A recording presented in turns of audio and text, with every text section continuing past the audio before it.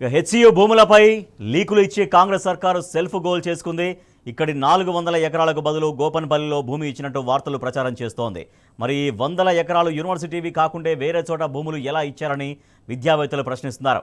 వేలం విషయంలో టీజీఐఐసీ ప్రకటన పూర్తిగా అవాస్తవమని హెచ్సియు రిజిస్ట్రార్ ప్రకటన విడుదల చేశారు. మా ప్రతినిధి రంజిత్ అక్కడి నుంచి మరింత సమాచారం అందిస్తారు హెచ్సియు నుంచి. రైట్ రంజిత్, నిన్న మొన్నటి నుంచి చూస్తున్నాం చాలా విపరీతంగా అక్కడ విద్యార్థులు ఆందోళన చేస్తున్నారు. ఎట్టి పరిస్థితుల్లో హైదరాబాద్ సెంట్రల్ యూనివర్సిటీ భూముల్ని కాపాడుకుంటాం, ఒక్క అంగుళం భూమి కూడా వదులుకునేది లేదు అంటూ. సో మరోపక్క రిజిస్ట్రార్ కూడా ప్రకటన విడుదల చేశారు. ఇవాళ టీజీఐఐసీ చెబుతున్నటువంటి వాదన పూర్తిగా విరుద్ధం అంటూ. సో ఇప్పుడు విద్యార్థులు ఏం చేయబోతున్నారు, విద్యార్థులు ఇంకా తమ ఆందోళనను మరింతగా ఎట్లా కొనసాగించబోతున్నారు, వాళ్ళు ఏమంటున్నారు? రాజేష్, గత 3 రోజులుగా విద్యార్థులు ఇక్కడ నిరసన కార్యక్రమాలు వ్యక్తం చేస్తూ ఒకవైపు కొవ్వొత్తుల ర్యాలీలు, మా వైపు నైట్ టైంలో వచ్చేసి యూనివర్సిటీ మొత్తం కూడా ధర్నాలు రాస్తారోకలు చేసుకుంటూ నిరసన కార్యక్రమాలు చేపడుతున్నారు. కేవలం యూనివర్సిటీకి సంబంధించిన ల్యాండ్ను ఎట్టకేలకు ప్రభుత్వం ప్రైవేట్ పరం చేయొద్దని, రియల్టర్ల చేతిలో పెట్టొద్దని, ఎందుకంటే పర్యావరణానికి ఇక్కడ బయోడైవర్సిటీ దగ్గరగా ఉన్న ఈ పర్యావరణాన్ని రక్షించడానికి ఇక్కడ యూనివర్సిటీలో 400 ఎకరాల భూమి ఉంది. కానీ దీనిని రేవంత్ రెడ్డి సర్కార్ దాన్ని ప్రభుత్వ పరం చేసి దాన్ని అమ్మాలని, వేలం పాట పెట్టాలనేది చూస్తుందని చెప్పేసి ఇప్పటికే విద్యార్థి సంఘాలు గత 3 రోజులుగా ధర్నాలు చేస్తున్నారు. ఈ ధర్నాలు చేస్తున్నప్పటికీ వేలంలో వ్యతిరేకంగా యూనివర్సిటీలో దాదాపు ఈ ఆందోళన కొనసాగుతుంటే ఈ నిరసన కార్యక్రమాలలో విద్యార్థులను ఆదివారం రోజు మరియు దాంతో పాటుగా ఉగాది పండుగ రోజున విద్యార్థులందరూ కూడా ఊర్లలోకి వెళ్తారనే ఒక ఆలోచనతోనే ఇక్కడ పోలీసులు కావచ్చు, ఇటు ప్రభుత్వం కావచ్చు, వీళ్ళ పైన ఎక్కడికక్కడికి బందోబస్తును ఏర్పాటు చేసి బుల్డోజర్లతోని పచ్చదనంతో కూడినటువంటి యూనివర్సిటీని మొత్తం కూడా కూల్చివేతలు చేపట్టేసి చెట్లను కూల్చేసి నరికేసిన కార్యక్రమాన్ని చూపెట్టారు. దానికి ఇక్కడ విద్యార్థులు నిరసన కార్యక్రమాలు చేసి మా భూములు మాకు కావాలి, మా యూనివర్సిటీ యొక్క భూములు మాకు ఉండాలని చెప్పేసి నిరసన చెప్పేస్తే ఓన్లీ భయభ్రాంతాలు భయభ్రాంతం పెట్టి వాళ్ళ పైన తప్పు కేసులు పెట్టేసి రంజిత్, గతంలో తెలంగాణ ఉద్యమ సమయంలో అప్పుడు యూనివర్సిటీలు ఎట్లా అట్టుడికినాయో, బారికేడ్లు, పోలీసుల బూట్ల చప్పులతో ఎట్లా ఉన్నాయో వాళ్ళ హైదరాబాద్ సెంట్రల్ యూనివర్సిటీ అదే పరిస్థితి మనకు కనిపిస్తోంది. సో మీరు చెప్తున్నట్టుగా ఇంకా ఉద్రిక్తత కొనసాగుతోంది, ఇంకా వాళ్ళ ఆందోళన కొనసాగిస్తున్నారు. అవసరమైతే జాతీయ స్థాయిలో ఈ విషయాన్ని చాలా స్ట్రాంగ్గా తీసుకెళ్తామని చెప్తున్నారు. నిన్న బీఆర్ఎస్ వర్కింగ్ ప్రెసిడెంట్ కేటీఆర్తో కూడా హైదరాబాద్ సెంట్రల్ యూనివర్సిటీ విద్యార్థులు వచ్చి వాళ్ళ సమస్యలు చెప్పుకున్నారు. బీఆర్ఎస్ నుంచి కూడా పూర్తిగా అండగా ఉంటామని కేటీఆర్ భరోసా ఇచ్చారు. సో ఈ నేపథ్యంలో ఇంకా హైదరాబాద్ సెంట్రల్ యూనివర్సిటీ విద్యార్థులు చేసినటువంటి ఆ పోరాటానికి, ఆందోళనకి ఇంకా మరింతగా ఎట్లా సపోర్టు పెరగబోతోంది?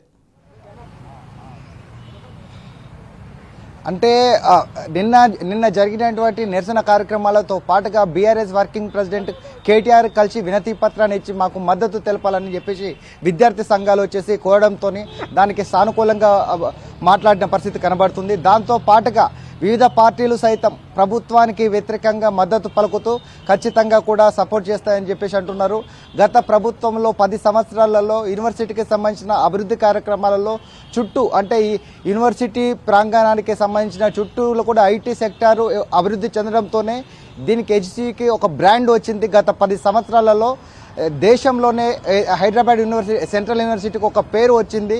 అలాంటి పేరు ప్రతిష్టలు ఉన్న యూనివర్సిటీని భూములను అమ్మడం అనేది మరి దారుణమైన ప్రక్రియగా వచ్చేసి విద్యార్థులు చెబుతున్నారు. అయినప్పటికీ ఇంత కాపాడాల్సిన ప్రభుత్వం వచ్చేసి అమ్మకానికి పెట్టడం, గత ప్రభుత్వంలో అభివృద్ధి చేసేసి విద్యార్థులకు కావాల్సిన వసతులు ఏర్పాటు చేస్తే ఈ పర్యావరణాన్ని కూడా రక్షించకుండా ఒకవైపు హైడ్రా పేరు మీద ఆల్రెడీ పర్యావరణాన్ని రక్షించడాన్ని హైడ్రా తీసుకొచ్చేసి ఈ చిన్న మిడిల్ క్లాస్ తరగతి కుటుంబాలను కూల్చివేసి రోడ్డున పడేసిన పరిస్థితి కనబడుతుంది. దాన్ని అదేవిధంగా పర్యావరణం ఉన్న చోట కూడా దానిని లెక్క చేయకుండా ఇక్కడ చెట్లను కూల్చివేయడం ఏంటిది, అంటే అసలు ఈ హైడ్రా అనేది ఏంటిది, ప్రభుత్వం అనేది ఏంటిది అనేది కూడా ప్రతి ఒక్కరికి కూడా ప్రశ్నార్థకంగా మారింది. దాంతోపాటుగా ఈరోజు నిరసన కార్యక్రమాలు చేయాలని ఒక ప్రణాళికతోని యూనివర్సిటీలోని అడ్మినిస్ట్రేషన్ బిల్డింగ్ కావచ్చు, వీసీ ఛాంబర్ వద్ద కూడా వీళ్ళు దాన్ని ముట్టడి చేసే కార్యక్రమాన్ని ఏర్పాటు చేస్తున్నారనే దాంతో ఒకవైపు పోలీసులు, టాస్క్ ఫోర్స్ పోలీసులు సైతం వీళ్ళపైన నిఘా పెట్టేసి విద్యార్థి సంఘాలు నాయకులపైన కూడా వీళ్ళు అంటే ఎటు వెళ్తున్నారు, వీళ్ళ ఏ ప్రోగ్రామ్ చేస్తున్నారు కథకలకలు కూడా కనబడుతుంది. దాంతో పాటుగా వీళ్ళు ఎక్కడికి బయటికి రాకుండా మనం చూస్తున్నాం, ఆల్రెడీ బార్కెట్లు పెట్టేసి పోలీసుల బందోబస్తు నడుమ లోపలికి ఎవరన్నా వెళ్ళాలంటే ఖచ్చితంగా ఐడి ప్రూఫ్ చూపెడితేనే లోపలికి ఎంట్రీ ఇచ్చే పరిస్థితి కనబడుతుంది. లోపలికి వెళ్లే వాళ్ళు ఐడి ప్రూఫ్ లేకపోతే కూడా తిరిగి రిటర్న్ పంపిస్తున్నారు. దాంతో పాటుగా లోపల నిర్బంధాలను మొత్తం బారికేడ్లు ఏర్పాటు చేశారు. ఆ ఐడి కార్డు చూపిస్తే గానీ లోపలికి అలౌ చేయనటువంటి పరిస్థితి. అంటే మామూలుగా వేరే వాళ్ళు యూనివర్సిటీకి వెళ్ళాలంటే, యూనివర్సిటీలో ఉన్న పని ఉన్నది వెళ్ళాలంటే కూడా లోపలికి వెళ్ళలేనటువంటి పరిస్థితి. ఇట్లా ఈ బారికేడ్లు, ఇట్లా ఈ పోలీసు బందోబస్తు, పోలీసు రాజ్యంగా మొత్తం హైదరాబాద్ సెంట్రల్ యూనివర్సిటీ ఆ ప్రాంగణం అంతా మారిపోయిన నేపథ్యంలో విద్యార్థులు దీనిపైన ఎట్లా రియాక్ట్ అవుతున్నారు మొత్తం పోలీసు వ్యవస్థ పట్ల, పోలీసు రాజ్యం పట్ల?